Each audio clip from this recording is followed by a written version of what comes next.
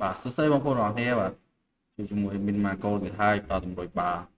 សុខបាទថ្ងៃនេះមានមកប្របាយអារម្មណ៍បងប្អូនបាទលេងបានលីកគឺបានលីកនារីបងប្អូនគឺ Women បាទ2025 2026បាទសម្រាប់គូទី1អាសនលប៉ះគ្នាជាមួយនឹង Real Madrid បាទហើយគូទី2 Paris FC ប៉ះគ្នាជាមួយនឹង Benfica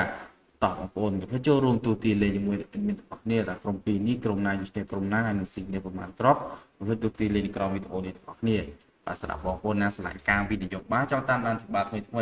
បងប្អូនក៏ចុចលីងនៅក្រោម profile TikTok ក្នុងបែបអូចូលរួមនឹងសានដាសេរីឬមួយក៏ឆាត់មកឲ្យមានតឲ្យមាននឹងតម្លាក់លីងជូនបាទហើយបងប្អូនចូលជាសមាជិករបស់មានទៀតមានការចាត់រំពងរៀងរាល់មួយសប្តាហ៍ម្ដងបងប្អូនហើយក៏អាចចូលលេងក្រុម VIP ដោយសេរីផងដែរក្រុម VIP ធំរបស់ admin បាទគឺមាន admin ជាច្រើនចាំតទៅបាទជូនបងប្អូនបាទសតា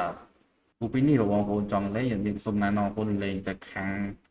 អាសនលបាទស្រីមនុស្សបាទប្រុសទេបាទមានសុំណែនាំលេងនៅខាងអាសនលបាទបាយដាច់ឬកលេង over ហើយមានជឿថាក្រុមពីរនេះអាចនឹងស៊ីគ្នា3-2បាទឬ1-3-1បាទសម្រាប់ក្រុមទី2 Benfica ប៉ះគ្នាជាមួយនឹង Paris FC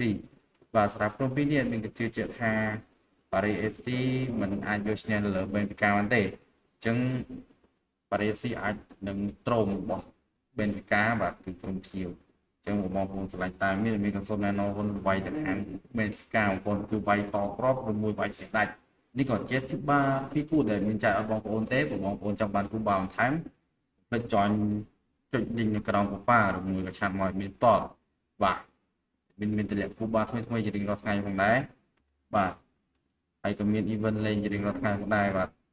ហើយសម្រាប់បងប្អូនណាទាំងភៀវថ្មីនិងភៀវចាស់ដាក់ត្រឹមតែ$50នឹងទទួលបានអាវ grade A1 ស្រស់ដល់ពីក្រុមការងារពួកខ្មែរផងដែរបាទបងប្អូនចង់បានលីកអីក្រុមអីក៏បានដែរ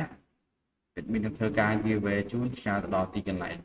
បាទចុងក្រោយបងប្អូនចូលចិត្តវីដេអូនេះកុំភ្លេចចុច like និង share follow ឲ្យមានអត់បីជាកម្លាំងចិត្តឲ្យមានធ្វើវីដេអូបន្តបាទសូមជម្រាបលា